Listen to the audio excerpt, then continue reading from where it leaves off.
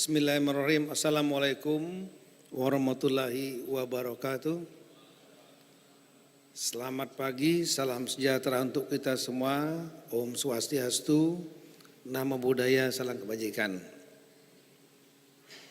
Yang saya hormati, hadir sini dari perwakilan Bank Dunia, Senior Social Development Specialist, Ibu Jessica Ludwig Maruf. Ibu, terima kasih. Tepuk tangan buat beliau. Kemudian ada rekan-rekan eselon 1 yang hadir di sini dari Kemendagri, Dirjen Pemdes, Dirjen Adwil, Rektor IPDN, dan terima kasih juga kalau ada eselon 1 dari KL yang hadir. Kemudian rekan-rekan eselon 2 dan pejabat lain dari Kemendagri maupun kementerian lembaga yang hadir. Sementara yang hadir dari daerah, saya lihat di sini adalah Kepala Dinas Pemberdayaan Masyarakat Desa Provinsi. Jadi yang tingkat provinsi ini, Kepala Dinas PMD. Tolong angkat tangan dulu. Ya mudah-mudahan semua bisa hadir. Kemudian Kepala Badan Pengelolaan Keuangan dan Aset Daerah BKAD Provinsi. Tolong ada ya. Oke. Kepala Bank Pembangunan Daerah ada yang hadir? Atau yang mewakili? Ya, terima kasih banyak. Ya, Bapak-Bapak Ibu sekalian yang berbahagia. Terima kasih banyak atas selain Bapak-Bapak Ibu sekalian. Saya mungkin ingin menjelaskan sedikit tentang latar belakang dan pentingnya acara ini. Supaya kita semua satu frekuensi. Untuk melihat betapa pentingnya program penguatan pemerintahan pembangunan desa. Jadi Bapak Ibu sekalian, ini supaya nanti mewarnai filosofi. Saya selalu berangkat dari filosofi. Makanya ilmu filsafat itu jadi induknya ilmu. Karena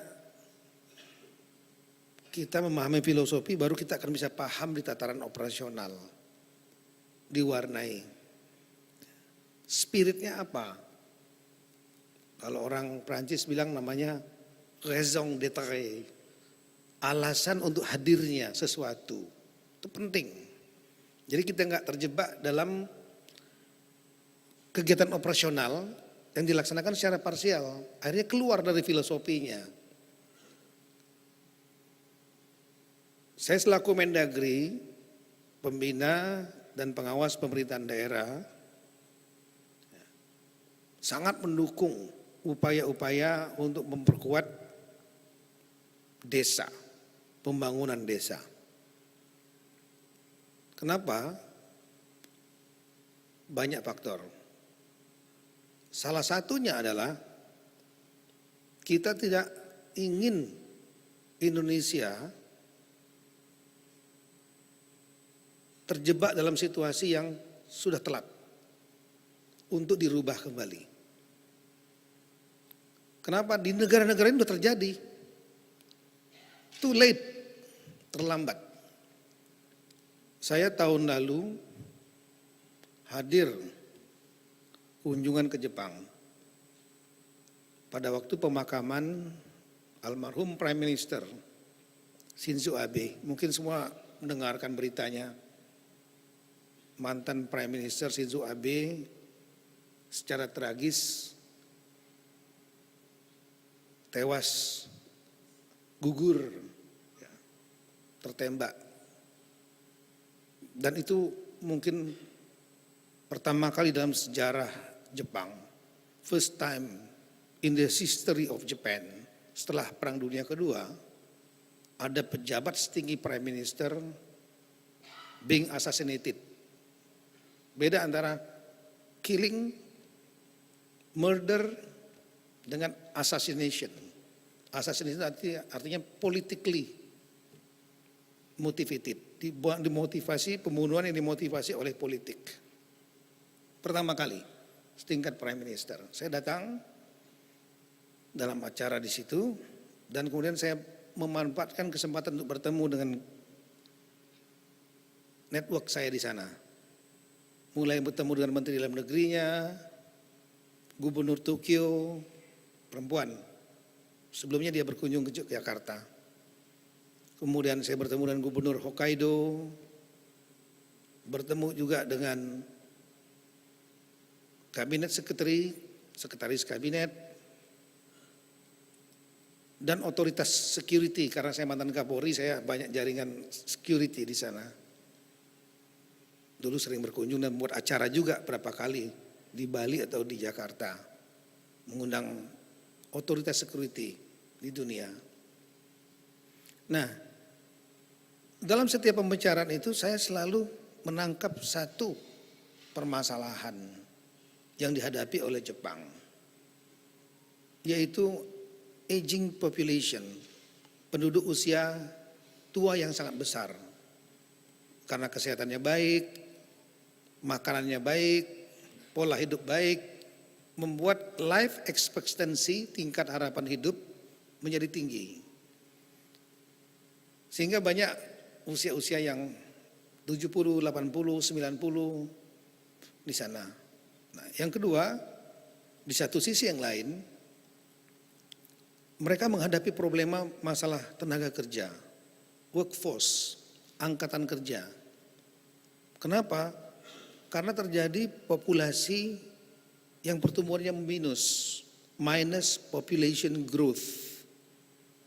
Jadi Jepang itu penduduknya makin berkurang, bukan makin bertambah. Yang meninggal lebih banyak daripada yang lahir.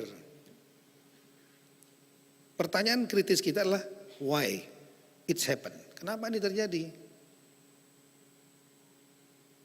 Akar masalah utamanya adalah karena terjadinya tingkat urbanisasi yang sangat tinggi. Jadi coba ini tukang slide diketik Google. Ya ini oke, ini aja. Tapi kalau ini mungkin nggak dipercaya, nanti dibuatan kita. Google aja. Ya ini Google, ini real time ini.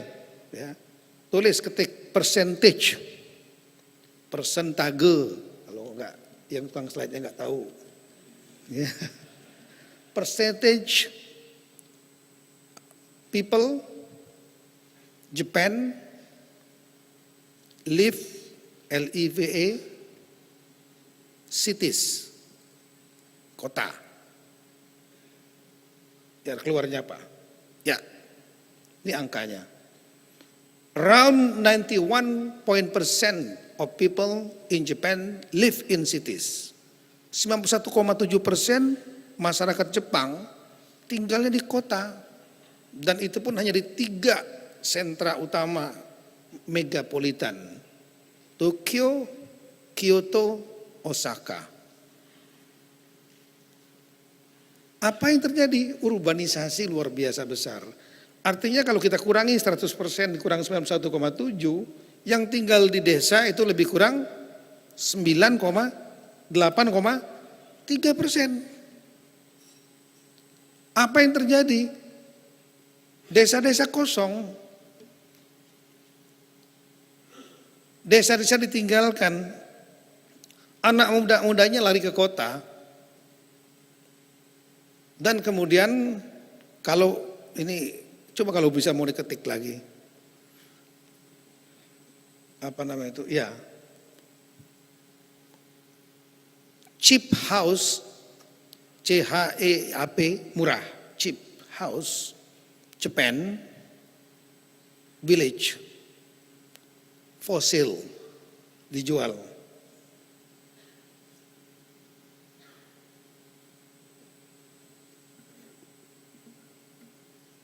Ada nggak?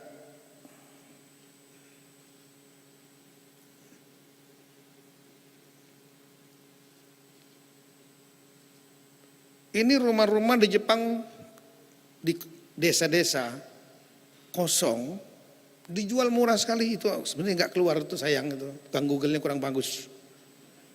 Iya, ada yang hanya 64.000 dolar, ada yang 25.000 dolar, ada yang cuma 5.000 dolar. 5 dolar itu kalau kali 15 ribu lebih kurang 75 juta rupiah saja. Ini halaman luas, Ya, harga-harganya ada yang 22.000 dolar, haja 22 dolar itu kalau 15.000 300 juta lah. Kalau sekelasnya Ibu Fauza bisa lah beli itu. Atau Pak Airul. Iya, 300 juta beli rumah sebagus-bagus gede-gede gitu. Tapi nggak ada tetangga nanti. Sepi. Rumah-rumah dijual, ada yang 5.000 dolar. Betul.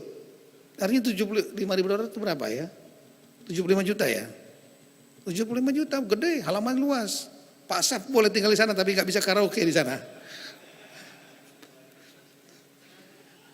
Betul ini.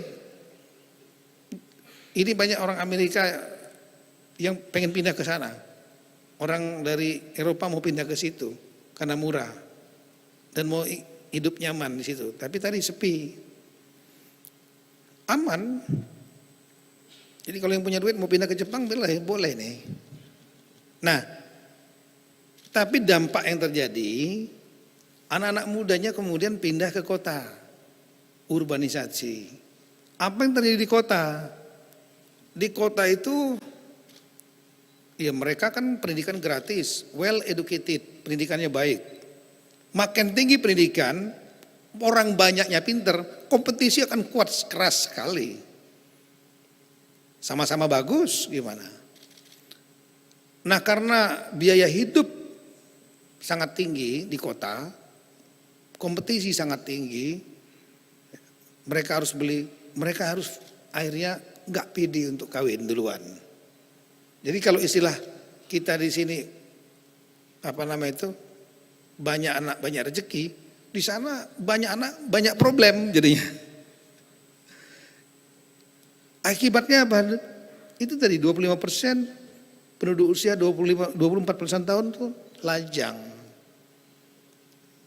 Bahkan saya pernah nyampaikan dalam satu survei, ya, menarik bagi saya baca 15%, nah ini dia, penduduk usia 30 tahunan, jangankan kawin, belum pernah mengalami namanya sexual experience. Ini kata survei loh, katanya berita, bukan kata saya. Memang bahasanya mungkin nggak nyaman. Apa sih ini maksud sexual experience? Dia nggak pernah mengalami pengalaman seksual, pacaran pun nggak, kira-kira gitu. 15% penduduk usia 30-an tahun. Dalam hati saya rugi juga mereka. Tapi bagi Pak Saf ini opportunity.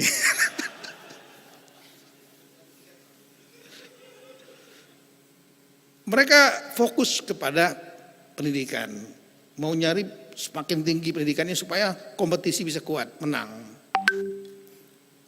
Mereka juga fokus pada pekerjaan.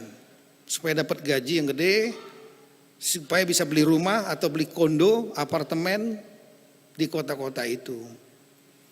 Nah yang terjadilah pertumbuhan penduduknya, angka kelahirannya sangat rendah. Bahkan terendah dalam sepanjang sejarah mereka dari tahun 45. Yang terjadi angkatan kerja akhirnya kurang.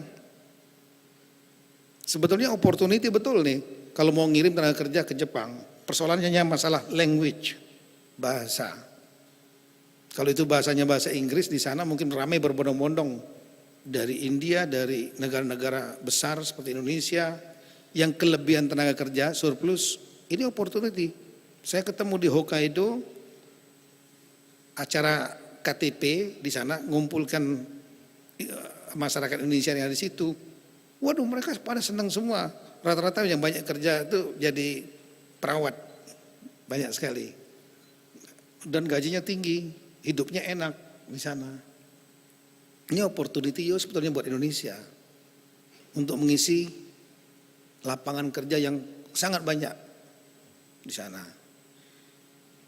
Cuma masalahnya bahasa aja. Jadi Pak Adi mungkin kalau selesai rektor Bapak buat perusahaan tenaga kerja ke Jepang dan tinggal kasih jadi perawat atau jadi pekerja-pekerja yang kalau bukan white collar. White collar itu kerjaan yang tinggi ya, tapi yang menengah aja, namanya blue collar job. Kerjaan kerah biru gitu. Blue collar job, kerja di pabrik, kerja gaji yang tinggi. Didik mereka sedikit dengan pendidikan vokasi yang sesuai dengan kemauan mereka, lapangan kerja yang demand ada di sana, kasih bahasa Jepang, mereka kursus tahun, percaya deh pasti diterima. Karena mereka dalam keadaan seperti itu. Dan itu mengakibatkan public approval, siapapun prime ministernya nggak akan pernah tinggi. Coba lihat kita, Google lagi. Public approval Prime Minister PM Kishida.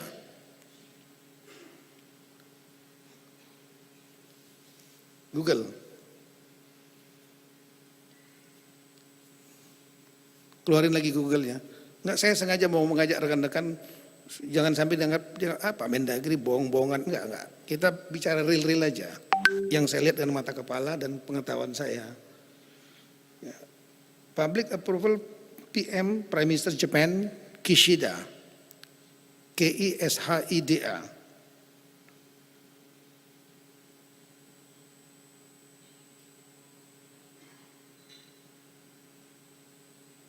Ada situ.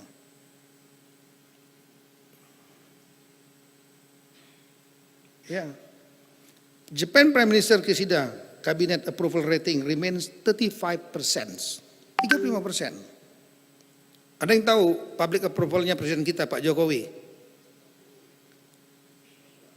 Antara 77 sampai dengan 84%. Jadi presiden kita itu public approvalnya tertinggi di dunia di negara demokrasi. Tepuk tangan dulu ini. Ya, ada nggak di situ slide tentang public approval rating ya? Yang tertinggi itu adalah tadinya semula adalah India, Modi, pada angka 75-76%. Itu Lula da Silva, Brazil, itu sangat fenomenal dan disukai oleh publik. Kemarin sempat dipidanakan oleh presiden yang lama Bolsonaro. Bolsonaro-nya kalah kemudian diganti oleh Lula da Silva lagi. Public approval-nya 51%. Amerika Serikat, Joe Biden 41%. Inggris, Prime Ministernya Rishi Sunak gitu, yang orang India, 31%, 30%. Jerman, kampungnya Ibu Jessica, Olaf Scholz, itu hanya 29% disukai publik. Macron, presidennya Prancis, hanya 26%. Makanya kerusuhan kemarin bakar-bakaran di Paris, di bawah Menara Eiffel, di landmark seperti Champs-Élysées, ya, nggak bisa menangani dengan cepat. Berminggu-minggu pembakaran terjadi di mana-mana ketika terjadi penembakan anak muda yang keturunan Maroko, umur 17 tahun, tukang gojek. Ya, kenapa? Pemimpinnya nggak didengar oleh rakyatnya. Ya makanya bahwa presiden kita ninggalin ke Afrika, mau ninggalin kemana-mana, tenang. Kenapa? Publik mendukung. Selagi publik mendukung, negara itu politically, security, stable. Nah ini pentingnya, rekan-rekan sekalian. Angka-angka ini saya sampaikan, poin terpentingnya adalah di Jepang ini terjadi problem yang mungkin berat bagi pemerintahan berikutnya untuk mengembalikan lagi karena memerlukan jangka panjang menyelesaikannya. Bagaimana untuk mengembalikan orang-orang yang ada di kota itu kembali ke desa? Really problem, complicated. Dan ini sama terjadi di negara lain, di Korea.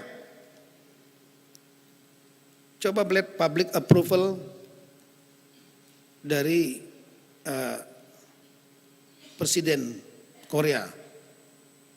Google, public approval South Korea Presiden Yoon, YOON.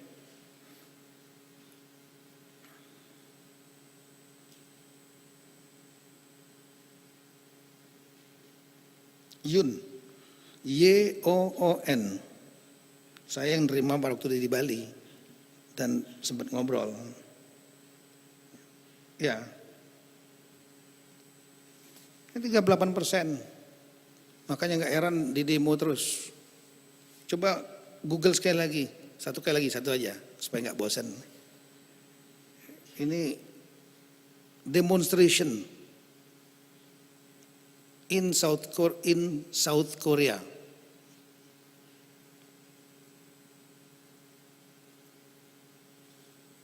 Buka gambarnya, image, jutaan orang demo meminta kepada presiden untuk mundur. Sampai hari ini, saya ngikutin terus juga. Salah satu permasalahannya adalah permasalahan cost of living. Ya, karena udah terlanjur di kota, biaya tinggi. Sama seperti Jepang persis fenomenanya. Hanya terpusat di megapolitan Seoul di utara dan di selatan terpusat di Busan. Village semua ditinggal. Mau kembalikan lagi perlu waktu bertahun-tahun dan kompleks sekali masalahnya. Maka kita tidak ingin Indonesia seperti itu. Sebelum itu terjadi, fenomena ini terjadi seperti di Jepang, di Korea, yang berakibat ikutannya panjang sekali. Populasi yang berkurang, biaya hidup makin lama makin tinggi, dan itu mengakibatkan cost yang sangat tinggi juga, lifestyle yang berubah. Maka dan ekonomi hanya ditopang dengan mengandalkan ekonomi yang ada di kota. Nah, kalau Indonesia juga mengalami seperti itu, kita akan kembali dengan populasi 277 juta, nomor 4 terbesar di dunia. Kalau bayangkan kalau semua orang pindah urbanisasi seperti itu ke kota, itu akan menjadi problem yang sangat-sangat sulit untuk dikembalikan lagi sekian pemerintahan ke depan. Nah, itu faktor pertama. Faktor keduanya, tidak terjadinya pemerataan pembangunan, hanya mengandalkan dari kota, maka Indonesia tidak akan pernah menjadi negara yang bisa melompat. Kenapa? Karena ekonominya yang tergantung dari kota. Padahal ada potensi di rural area, di daerah-daerah pedesaan. Kalau seandainya mesin produksi, mesin ekonomi kita di kota bergerak, di desa bergerak serempak, maka Indonesia akan melompat. Nah, oleh karena itulah penting bagi kita melakukan langkah yang sangat strategis untuk sekian generasi ke depan, itu mencegah terjadinya urbanisasi di satu sisi, jangan sampai terjadi di Jepang dan Korea, dan yang kedua adalah bagaimana kita melompat, mempercepat mesin ekonomi kita secara simultan, kota bergerak, desa juga bergerak. Nah, untuk itulah kita, Bapak Presiden, ya, itu melakukan langkah-langkah yang penting mendapat saya, dan on the right track, yaitu memperkuat desa. Setidaknya ada 3 yang sudah dikerjakan, dan harus kita dukung. Untuk bangsa ini, untuk anak-anak kita nanti, cucu kita nanti. Ya, yang pertama adalah lahirnya Undang-Undang Desa tahun 2014. Undang-undang ini lahir, saya paham mungkin juga karena ada teman-teman desa yang cukup aktif bergerak ketika terjadi situasi politis. Ada pemilu 2014, it's good. Bagus, mengambil momentum yang tepat untuk itu. Sehingga lahirlah undang-undang ini, dan ini merubah banyak. Desa yang tadinya hanya sebagai kumpulan komunitas, kepala desanya pemimpin komunitas, menjadi bagian dari sistem pemerintahan. Kepala desa menjadi pemimpin formal, yang tadinya pemimpin informal saja. Ini memperkuat setidaknya posisi desa dalam sistem pemerintahan dan peran kepala desa dan perangkatnya. menjadi pemimpin formal. Dan banyak hal-hal lain di dalam undang-undang ini yang membuat lompatan perubahan yang intinya adalah memperkuat desa. Yang kedua, Bapak Presiden juga ini lahir sebelum masa kepemimpinan beliau, undang-undang ini di ujung pemerintahan Bapak SBY. Tapi yang mengeksekusi dan mengeksekusi undang-undang ini adalah Bapak Jokowi. Beliau di awal kabinet 2014 akhir itu belum pernah dalam sejarah kita ada menteri khusus desa. Dan dibuatlah Menteri Desa PDTT. Itu apa filosofinya? Ingin memperkuat desa, ingin fokus pada pembangunan desa. Pembangunannya harus diperkuat. Nah yang ketiga yang paling penting sekali adalah semenjak tahun 2015 Pak Presiden Jokowi mengalokasikan dana desa yang jumlahnya 538 triliun sampai dengan tahun 2022. Rata-rata 70 triliun, kurang dikit pada waktu Covid kemarin. Sehingga desa memiliki anggaran desa. Bagus, meskipun lurah komplain juga. Kok nggak ada dana kelurahan gitu. Ya. Itu tugasnya Pak Safrizal sebagai pembina camat dan kelurahan. Ya, untuk bantu memperjuangkan, kita juga siap memperjuangkan. Nah, berjalanlah sudah selama sampai dengan tahun 2022 ini. Pertanyaan kita yang kritis, apakah dengan langkah-langkah itu dari tahun 2014 semenjak lahir Undang-Undang Desa, keluar dana desa 2015, 70 triliun lebih kurang, dan kemudian sampai tahun 2022, dan saya tahu tahun 2 ini juga 70 triliun lebih kurang. Ya. Ini yang pertama, apakah memang betul-betul memberikan hasil yang baik? Ini perlu kita melakukan evaluasi. Banyak hal-hal yang baik yang sudah terjadi, tolong dicatat nih. Karena saya kemarin diprotes yang dikeluarin teman-teman media hanya sambutan saya. Kalau namanya evaluasi itu kan kita harus objektif, harus bicara positifnya, harus bicara juga apa kekurangannya untuk kita perbaiki. Kalau semua positif semua ya apa namanya itu alhamdulillah. Tapi kan kita nggak boleh menutup mata kalau ada kekurangan-kekurangan juga gitu. Nah, kelebihan-kelebihannya banyak. Kelebihannya ya desa-desa mulai bangkit, berkembang. Di antaranya lahirnya banyaknya desa-desa yang swasembada. Desa yang swadaya. Desa-desa tertinggal menjadi desa-desa yang lebih maju. Cukup banyak. Desa-desa wisata boleh berkembang, ramai. Bergerak semua ekonomi desa.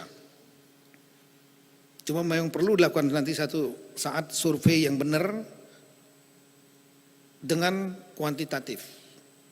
Berapa jumlah desa yang maju, berapa jumlah desa yang stagnan, atau mungkin ada yang mundur meskipun sudah diberikan amunisi yang banyak. Kewenangan, kemudian anggaran dan lain-lain. Sekali lagi saya mau menekankan bahwa langkah-langkah untuk berkuat desa ini imbas dampaknya positif secara umum. Tapi kita juga nggak menutup mata. Call kita kan harus tinggi. Kalau memiliki visi itu call-nya harus tinggi. Cita-citanya harus tinggi. Sama kita kayak cita-cita membangun negara yang makmur dan sejahtera. Harus itu. Semua rakyatnya harus kaya-kaya semua. Ya semua harus begitu. Call harus tinggi. Call kita adalah semua desa harus maju. Tapi ya kita juga harus nggak menutup mata kalau ada kelemahan. Nah, beberapa kelemahan yang mungkin, nah ini tolong wartawan jangan dipotong itu aja kelemahannya. Karena nanti yang mengkomennya Mendagrinya negatif, menganggap adanya desa ini malah negatif gitu. Itu namanya fenomena blind leads the blind. Ya. Mengomentari dari berita yang salah, kutipan yang salah dari media. Nah ini kalau kita melihat beberapa kelemahan ya yang saya lihat gitu, di antaranya adanya teman-teman kepala desa yang memiliki masalah hukum. Saya sering sekali mendapat surat dari kepolisian untuk dari Kemendagri khususnya Ditjen Bina Pemdes menjadi saksi ahli. Bukan ahli bersaksi ya. Saksi ahli karena adanya dugaan tindak pidana oleh kepala desa. Ini hampir seminggu 2 minggu sekali saya tanda tangan suratnya. Nah ini kita harus jadikan bahan bagi kita untuk koreksi. Dan lain-lain saya kira mungkin konflik di tingkat desa terjadi. Ya. Ada curhat-curhatnya kepala daerah di tingkat kabupaten, provinsi. Karena mungkin ada kepala desa yang kurang mampu berkoordinasi dengan jajaran kecamatan misalnya. Instansi vertikal di atasnya atau yang setara atau yang mungkin dengan masyarakatnya ada. Nah ini dengan segala kelebihan kekurangan ini, spirit kita adalah targetnya kita ingin melihat semua desa bergerak bangkit menjadi pusat-pusat sentra ekonomi baru, bahkan kalau bisa swasembada, supaya memberikan kontribusi untuk percepatan pembangunan Indonesia dan mencegah terjadinya urbanisasi. Nah, kita berharap teman-teman di desa, satu, tidak kena masalah hukum. Teman-teman kepala desa bisa untuk mengakselerasi percepatan pembangunan, menyiapkan lapangan kerja juga untuk masyarakatnya. Mampu untuk menangkap potensi-potensi peluang di desanya, sehingga akhirnya kapasitas fiskal keuangannya menjadi kuat. Kuat itu ditandai dengan adanya APBDes yang didominasi oleh PADes, pendapatan asli desa. Sama seperti provinsi, kabupaten, kota. Saya selalu membagi dalam 3 kelompok. Provinsi, kabupaten, kota. Kapasitas fiskal yang kuat, sedang, dan lemah. Kapasitas fiskal yang kuat itu ditandai dengan lebih dominan, lebih besarnya PAD dibandingkan transfer pusat. Transfer pusat dari dana alokasi umum atau dari DBH atau juga diberikan bantuan dalam bentuk dana alokasi khusus atau DAK. Kita berharap kapasitas fiskalnya kuat, PAD-nya kuat. Ada beberapa daerah seperti ini, provinsi ada 15 yang relatif kuat. Artinya PAD-nya yang warna hijau lebih tinggi daripada warna biru. Biru itu artinya dari pusat ngasih uang, dari keuangan. Banten itu yang tertinggi, 74% APBD-nya dari PAD. DKI nomor 2, lebih kurang 84 triliun, itu 70% juga itu dari PAD. Tapi ada juga yang sedang, 9 provinsi. Provinsi yang sedang ini ditandai dengan antara transfer pusat dengan pendapatan asli daerahnya hampir imbang. Itu daerah-daerahnya seperti itu. Mulai dari Jambi ada ya, Sumatera Barat, sampai ke Sulawesi Tenggara. Tapi ada 14 provinsi kapasitas fiskalnya lemah. Ditandai dengan sangat tergantung dari transfer pusat. Warna birunya jauh mendominasi warna hijaunya. Hijau itu adalah PAD. Itu mulai itu, apa itu, Kalimantan Utara, Aceh, saya sedih ngeliat Aceh ini. Padahal dana otsusnya besar. Tempatnya Pak Safrizal lagi. Gorontalo. Ada yang daerah-daerah yang PAD-nya nggak lebih dari 5%. Artinya apa? Nengadahkan tangan. Kalau nengadahkan tangan doa tadi nggak apa-apa. Nengadahkan tangannya kepada pusat. Lah kalau terjadi goncangan keuangan karena COVID dan lain-lain di tingkat pusat, pendapatannya nggak mencapai target, maka pasti akan terjadi rasionalisasi. Itu bahasa rasionalisasi itu kan bahasa elitnya.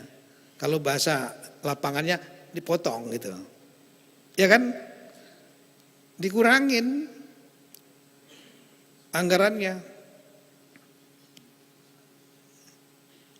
Sehingga kalau dikurangin anggarannya, yang dibuat program ini dibuat dalam APBD. APBD itu kan anggaran pendapatan belanja. Pendapatan dan belanja.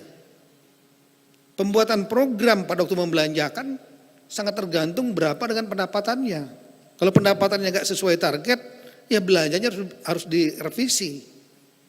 Kalau berkurang, berarti programnya harus dikurangi juga. Bingung nanti setelah itu kepala BPKAD, Bapeda, Sekda, apalagi mau dikotak-atik ini. Belum lagi urusan DPRD pokir-pokir lagi. Yang nggak mau tahu mungkin. Apalagi menjelang pemilu. Perlu mendekati konstituen dengan program-program. Ya kan? Coba aja dikotak-atik yang dari program DPRD kalau nggak marah semua menjelang pemilu ini. Nah, tapi kalau yang pendapatannya kapasitas kuat, pemerintah pusat ada kekurangan nggak mencapai target pendapatan, dikurangi nggak akan terlalu banyak terdampak. Kenapa? Karena ada PAD. Pendapatan asli daerahnya kuat, bisa buat program apa aja. DKI itu buat program-program yang untuk kepentingan publik, hampir 19 program yang gratis. Menggratiskan PAD kuncinya. Menggratiskan yang daerah-daerah yang rendah, itu daerah-daerah rendah ini kalau kita belah lagi APBD-nya sudah tergantung dari pusat, uangnya banyak habis buat belanja pegawai.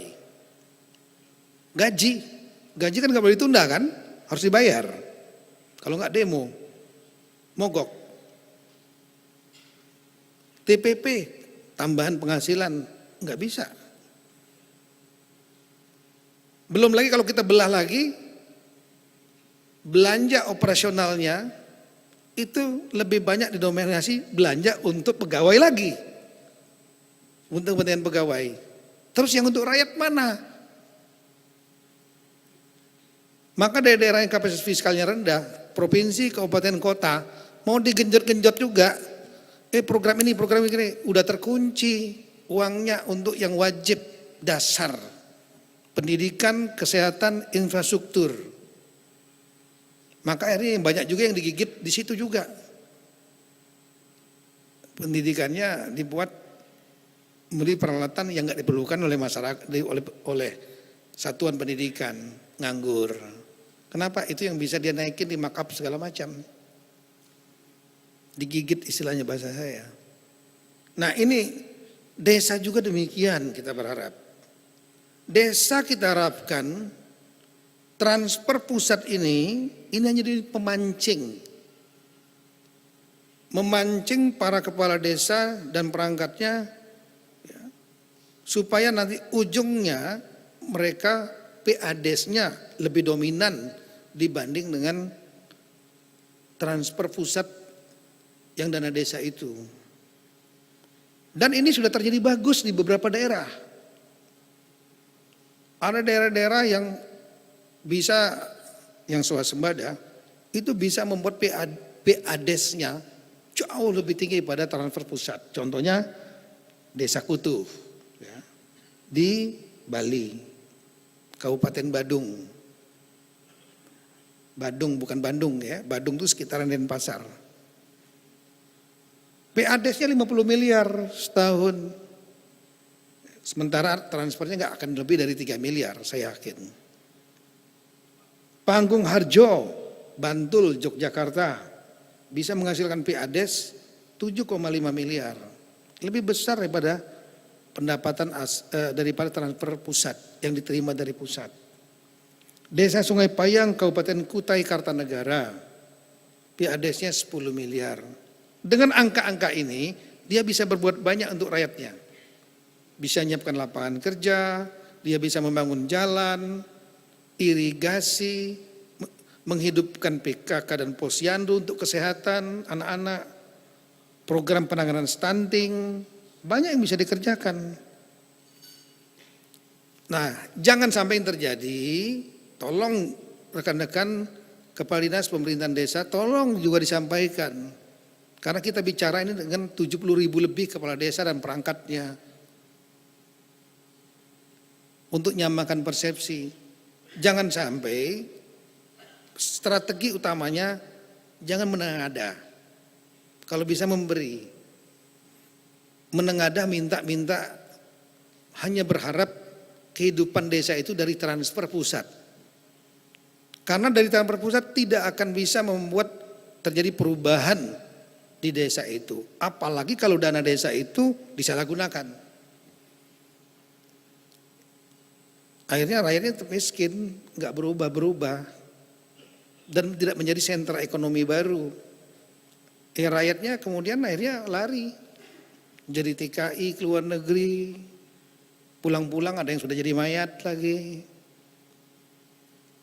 Jadi korban illegal trafficking, TPPO istilahnya, tidak pidana perdagangan orang ke negara yang dijanjikan bagus, ternyata di sana jadi pekerjaannya ya tidak layak gitu. Banyak. Ini adalah salah satu tugas daripada teman-teman yang ada di desa untuk jagain masyarakatnya supaya mereka bisa nyaman, sejahtera. Kalau bisa itu yang jargon itu kita harus naikkan terus. Tinggal di desa tapi rezekinya rezeki orang kota.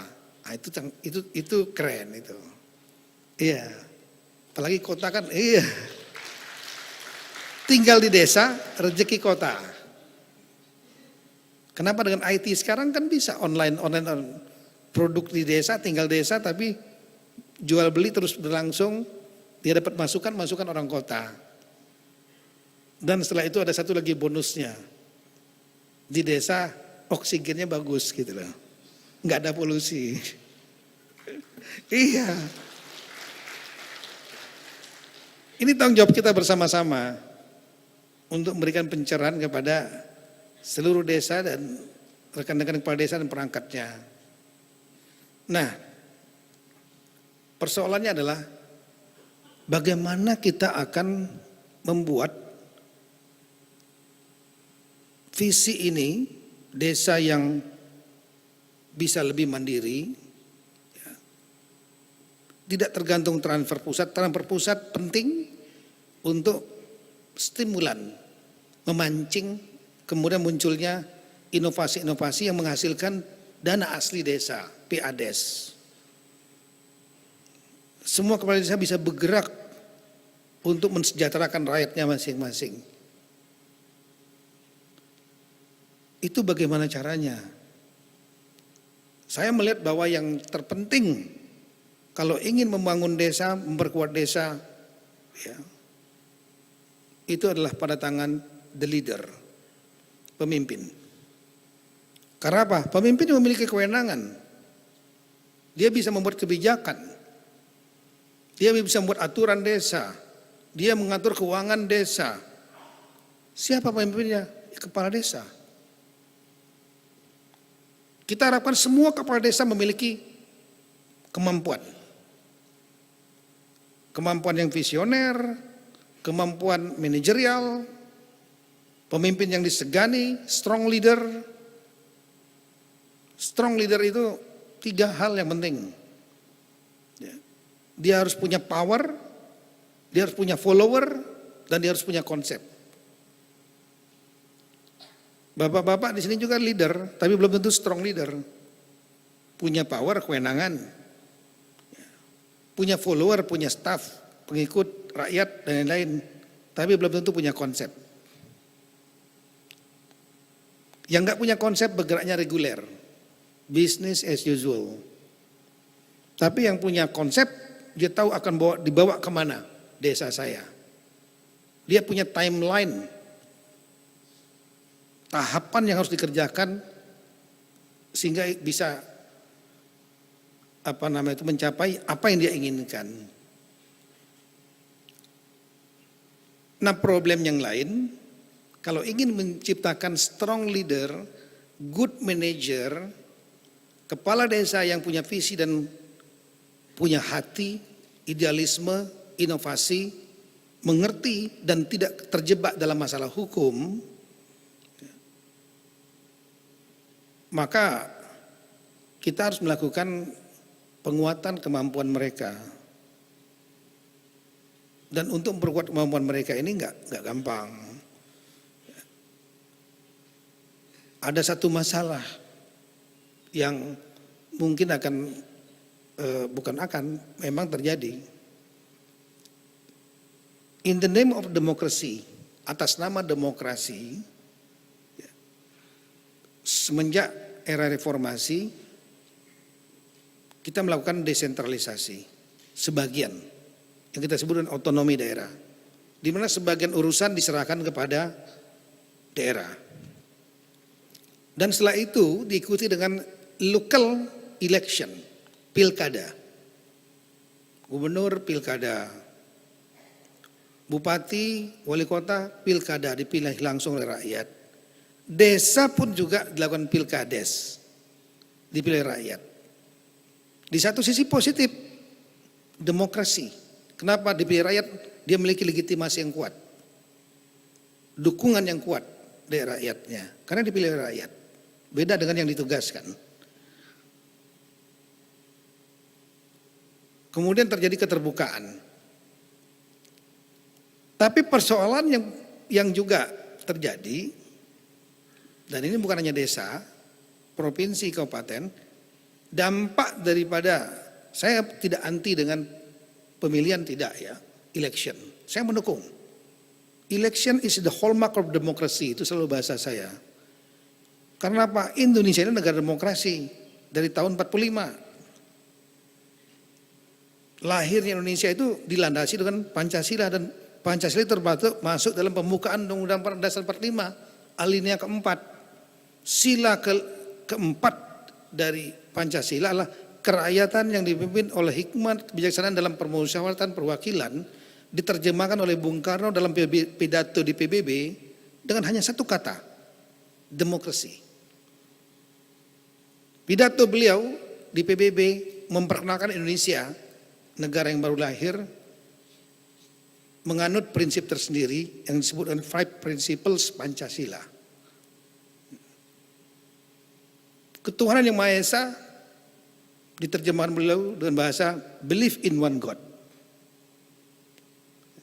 Kemanusiaan yang beradab dengan satu kalimat civil and just humanity, atau humanity saja, kemanusiaan. Persatuan Indonesia, the unity of Indonesia. Tapi ketika beliau berbicara mengenai yang panjang ini, sila keempat, hanya satu kata, demokrasi.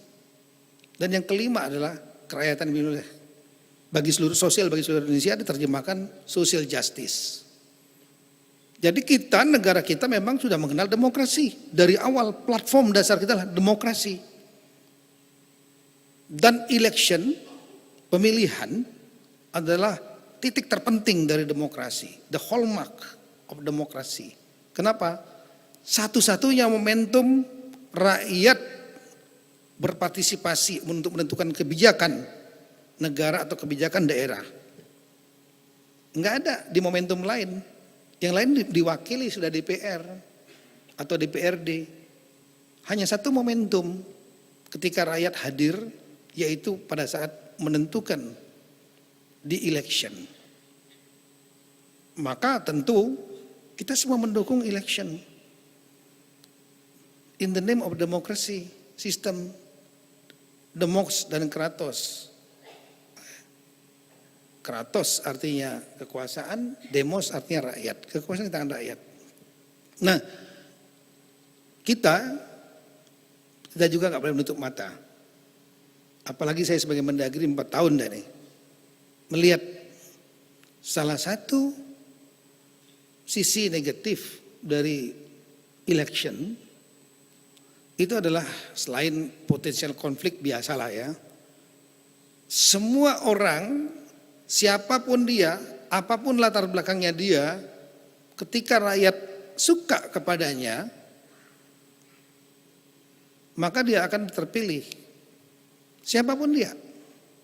Mau dia birokrat, non birokrat,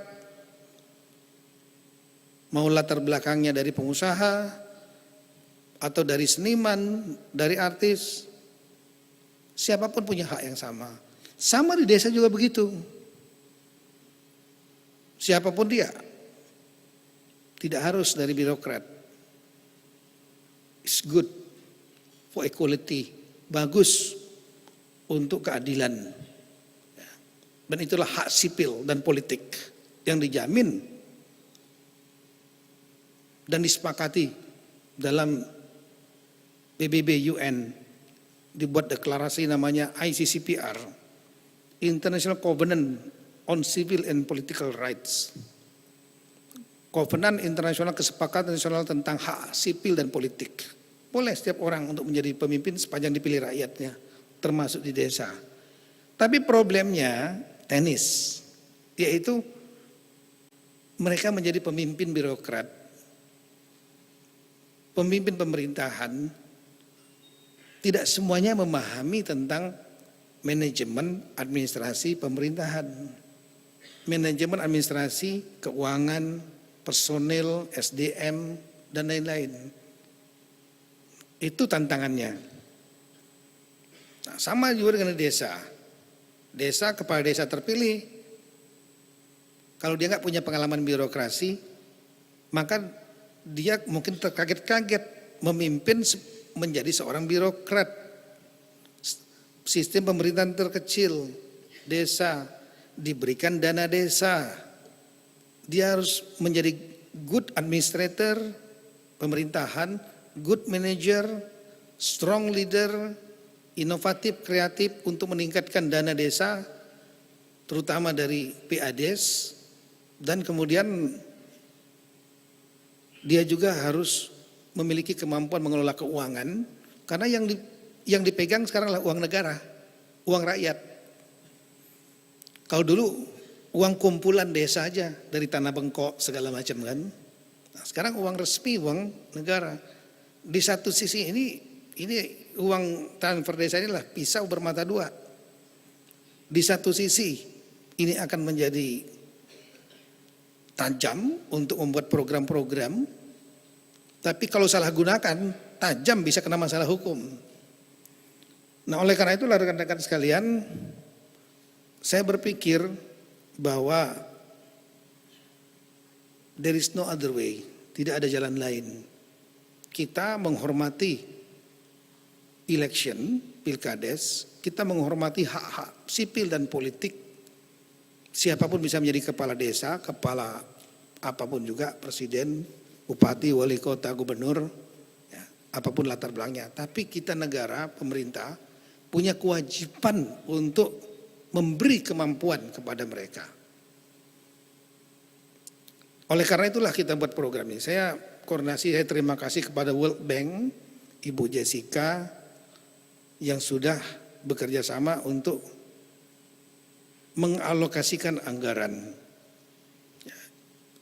untuk membantu memperkuat desa. Karena saya paham World Bank juga memahami persoalan pentingnya pembangunan desa dan penguatan kemampuan para kepala desa. Dia adalah leader, kuncinya itu. Organisasi manapun juga yang menentukan itulah leader. Follower ngikuti. Dan follower juga nih, ini selingan dikit lah, keluar dikit nih. Kita selama ini belajar menjadi selalu ilmunya leadership. Di mana aja, silakan aja. Termasuk para motivator, itu rata-rata kan belajarnya tentang leadership.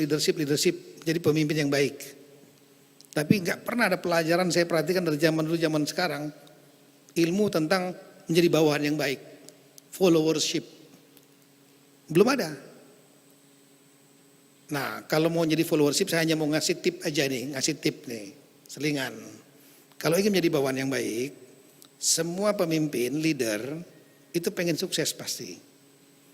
Untuk sukses dia nggak bisa sendiri, dia harus didukung oleh bawahan. Nah, maka dia akan melihat bawahan itu dari dua variabel saja. Satu adalah loyalitas prestasi. Yang kedua adalah problem. Maka kalau kita melihat ini akan terjadi 4 kuadran ini. 4 kuadran kelompok bawahan di mata leader. Yang pertama adalah bawahan yang dia loyal, punya prestasi bagus, disuruh apapun beres. Dan gak musingin kepala leader, gak bikin problem. Ini dia mau kemana aja dicari. Dikejar oleh siapapun leadernya.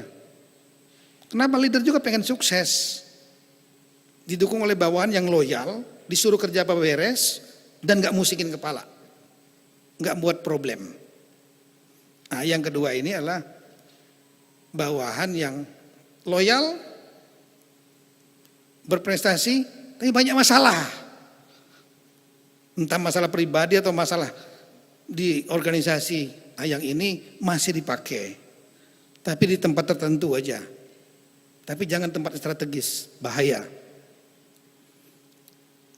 Yang ketiga adalah dia nggak pernah bikin masalah. Apel ada, ke kantor datang, tapi prestasi nggak ada. Disuruh kerja nggak beres-beres. Yang ini masih boleh dipakai. Tapi di bagian yang ringan-ringan aja lah, di bagian sekretariat nulis-nulis buku gitu loh ya, buat laporan-laporan gitu, yang ringan-ringan. Tapi yang bahaya yang nomor 4, dan rekan-rekan jangan masuk situ. Yang nomor 4, sudah nggak loyal, di belakang ngomongin pimpinan, ya jelek-jelekin pimpinan di belakang. Disuruh kerja, nggak beres-beres, nggak sukses. Setelah itu masalahnya banyak banget gitu loh. Udah masalah pribadi, ada laporan masuk ke Irjen, masuk laporan ke KPK, penegak hukum. Nah yang ini kalau bisa, kalau ada kotak box, masukin box itu kunci rapat gitu loh. Ini barang mati nih, udah. Nah ini minimal rekan-rekan jangan yang nomor 4. Nomor 2, nomor 3 masih oke. Tapi kalau bisa menjadi nomor 1 top gitu. Itu namanya good follower, bawahan yang baik. Nah rekan-rekan sekali lagi, itulah pentingnya kita ingin memperkuat kemampuan kepala desa. Dibuatlah program ini. Program penguatan kemampuan kepala desa. Ini program masif, melibatkan 70.000 lebih seluruh Indonesia. Kita nggak bisa bekerja sendiri. Dibagi dalam region-region, dibagi dalam wilayah-wilayah. Ada koordinator nasional dari Pemdes, kemudian juga ada koordinator regional. Saya paham itu. Dan kemudian kita harapkan semua kepala desa ujung akhirnya adalah terjadinya peningkatan kemampuan. Apa Satu, kemampuan saya sudah sampaikan kepada Dirjen Pemdes. Satu, yang mereka harus mampu, mereka harus menjadi good leader. Jadi materi tentang manajemen dan leadership secara umum saja, jangan tinggi-tinggi. Menggunakan bahasa-bahasa diksi, kalimat-kalimat yang gampang dicerna oleh setingkat kepala desa. Karena 60% lebih kepala desa itu tamatan SMA. Tapi yang dokter juga ada. Tapi yang tamat SD juga cukup ada. Jadi beragam. Kita gunakan bahasa tengah. Jangan gunakan bahasa doktoral. Pakai bahasa Inggris yang hebat-hebat gini kan supaya kelihatan programnya gini-gini. Tapi setelah itu ngantuk semua. Gunakan bahasa-bahasa lapangan saya bilang itu. Intinya dia mengerti manajemen, dia ngerti apa pentingnya seorang leader. Setelah itu dia ngerti tentang sistem pemerintahan. Jangan tinggi-tinggi. Tentang bagaimana menjadi birokrat mengatur sebagai administrator administrasi pemerintahan di tingkat desa. Dan yang penting lagi bagaimana cara dia menyusun APBDes. Bagaimana dia menyusun, mengeksekusi anggaran pendapatan belanja desa. Dan yang berikutnya lagi memahami tentang manajemen keuangan untuk pertanggungjawaban keuangan, akuntabilitas. Jangan sampai nanti ada kepala desa yang mungkin niatnya baik tapi nggak ngerti aturan, kemudian jadi tersangka. Tersangka di penegak hukum hanya karena ketidaktahuannya. Karena administrasi keuangan memiliki aturan tersendiri, keuangan negara. Kemudian kemampuan lain yang harus diberikan adalah kemampuan kewirausahaan entrepreneurship dalam bahasa sederhana. Bahwa dia harus mampu mengelola potensi wilayahnya yang mungkin di mata orang biasa itu enggak ada gunanya, lahan kosong itu. Tapi di mata seorang wirausaha ini adalah uang. Dia bisa untuk meningkatkan PADES-nya. Yang lain lagi saya sampaikan adalah mengenai masalah bagaimana menghidupkan jejaring yang ada di bawah dia. Yaitu network posyandu, PKK. Jangan terlalu tinggi tentang hebat-hebat. Udah, PKK, posyandu, sebagai kepala desa, Anda itu harus berbuat apa operasionalnya untuk menghidupkan dua barang itu. Kira-kira gitu. Kalau bisa pengetahuan dasar itu aja dimiliki, itu udah lumayan. Kita jangan bicara tentang apa kepala desa yang di tempat yang kota daerah yang maju, yang sudah apa literasinya tinggi. Negara kita juga banyak kepala desa masyarakat kita yang literasinya masih kurang. Jadi bahasanya harus bahasa lapangan. Nah sekarang ini program berjalan, saya berterima kasih kepada Ibu Jessica. Saya tahu Dirjen Pemdes dan jajarannya sudah menyiapkan program itu. Ini hanya bisa berhasil kalau satu, para pelaksana di tingkat pusat dan di tingkat daerah, di mana teman-teman kepala dinas yang menangani masalah desa, masyarakat desa, pembangunan masyarakat desa, ini pada satu frekuensi yang sama. Semua mendukung untuk memperkuat desa. Yang kedua, teman-teman kepala badan keuangan juga memberikan kemampuan kepada mereka tentang manajemen keuangan, pemerintahan. Ini berikan kemampuan-kemampuan itu pada mereka. Dan tolong saya minta semua bergerak dalam satu frekuensi bahwa ini spiritnya sangat bagus. Kemudian juga didukung oleh teman-teman kepala desa sendiri. Kepala desa mau untuk ditingkatkan kemampuannya. Nah untuk itu supaya bisa berhasil saya minta satu, kita perlu satu pada persepsi pendapat yang sama untuk memperkuat kemampuan kepala desa. Ya. Sehingga ini akan menepis pandangan, wah ini hanya program top down aja, program dari Kemendagri ini cuma untuk ada realisasi belanja atau kemudian cari-cari uang aja. No, saya bilang saya nggak pernah ikut campur 1 rupiah pun sebagai Mendagri. Dan nggak akan pernah ikut campur.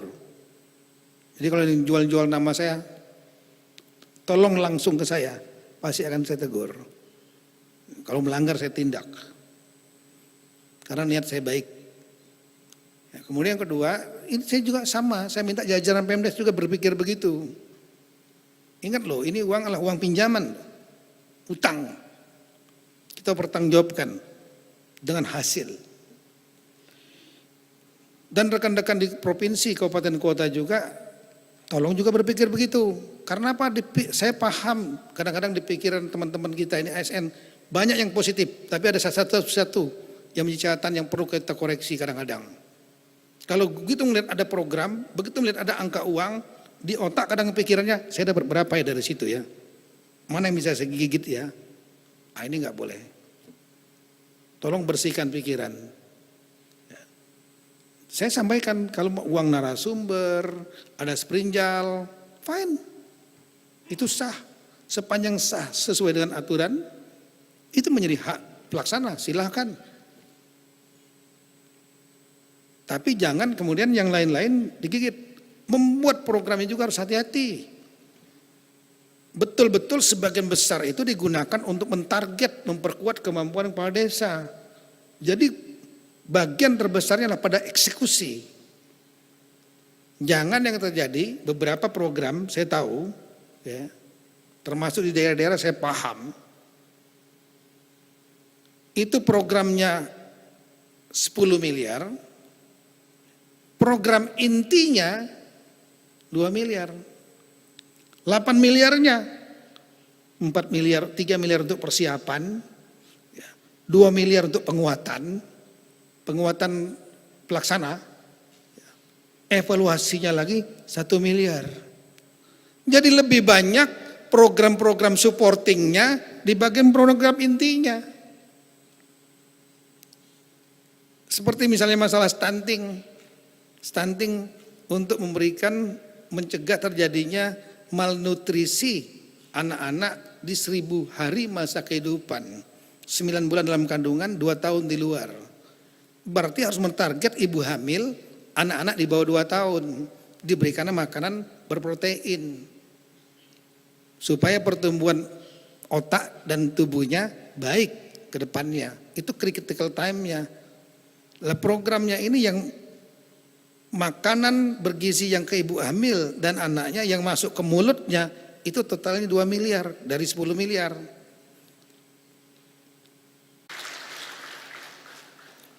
Dan ini keberhasilan program ini juga sangat ditentukan oleh semua yang ada di provinsi, kabupaten, kota. Karena Kemendagri memanfaatkan jejaring itu. Jejaring teman-teman yang menangani masalah desa di tingkat provinsi, kabupaten, kota.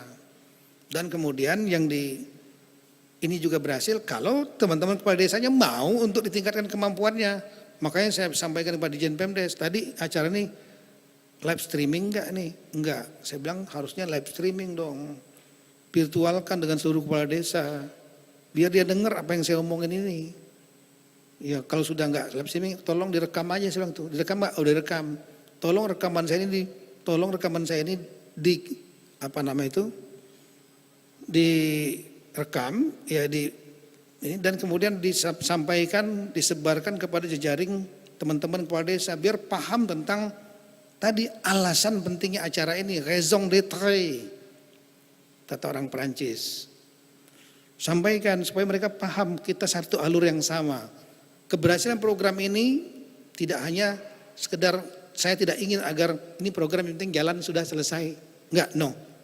Outcome-nya, output-nya, hasilnya kepala desanya memiliki kemampuan manajerial, dia bisa ngerti apa itu menjadi pemimpin yang disegani, dan kemudian itu menjadi administrator pemerintahan, bukan hanya pimpinan komunitas, dia ngerti cara menyusun APBDes, mengeksekusi APBDes, membuat program yang benar, kemudian juga mempertanggungjawabkan keuangan supaya nggak jadi masalah hukum.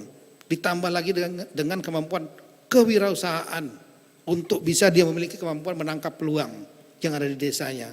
Dan kemudian tambahkan lagi dan hal-hal yang penting spesifik seperti masalah bagaimana membangkitkan posyandu dan membangkitkan PKK, jejaring satu-satunya di Indonesia, jejaring yang sampai ke tingkat keluarga itu hanya PKK. Saya pernah jadi Kapolri, memimpin 450.000 orang. Jejaring saya hanya sampai tingkat desa, yaitu Babin Kamtipmas, yang jumlahnya 60.000 lebih kurang.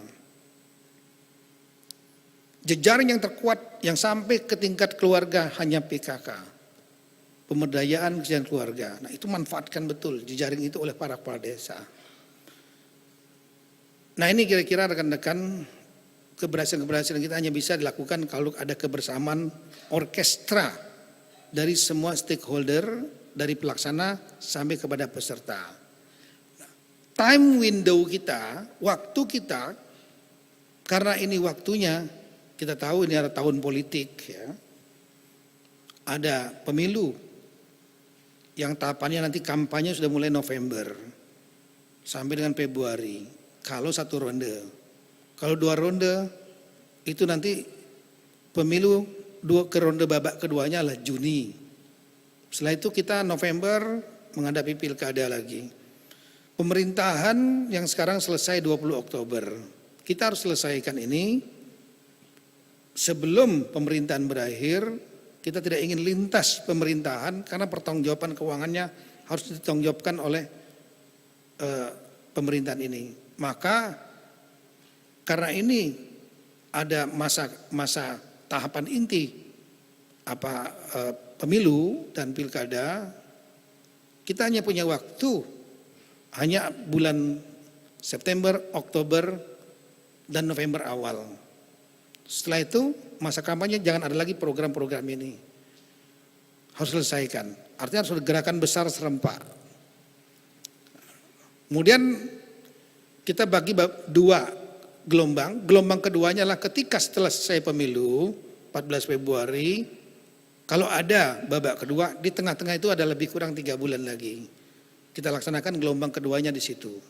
Dan satu pesan saya yang paling utama, karena ini adalah tahun pemilu yang sensitif, saya minta kepada seluruh pelaksana, termasuk juga baik pelaksana yang pemerintahan maupun yang profesional, jangan sekali-sekali dalam kegiatan ini ada unsur politik praktis, dukung-mendukung, sisipan dukung-mendukung, partai-partai apapun juga, no.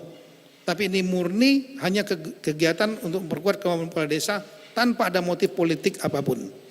Hanya politik negara, memperkuat desa.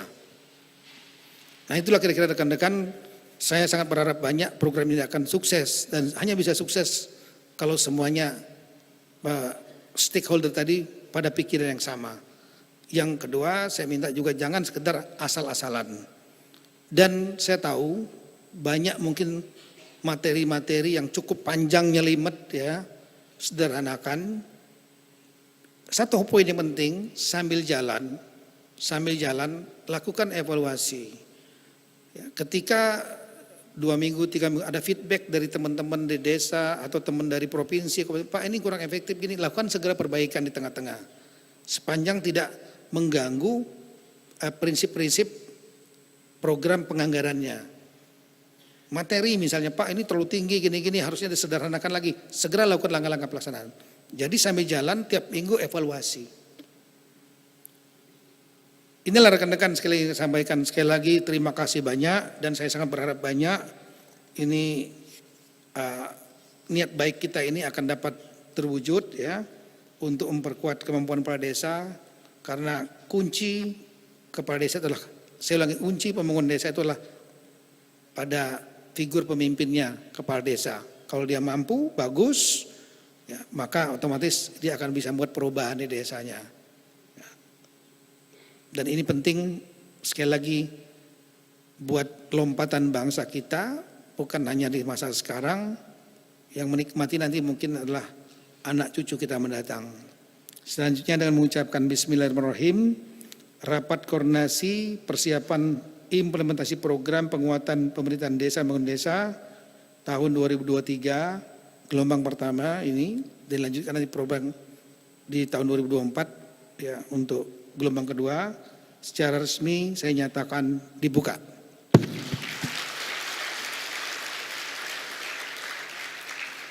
Semoga Allah Subhanahu wa taala, Tuhan yang Maha Kuasa, memberikan bimbingan, petunjuk, perlindungan, pertolongan kepada kita semua agar program ini dapat sukses.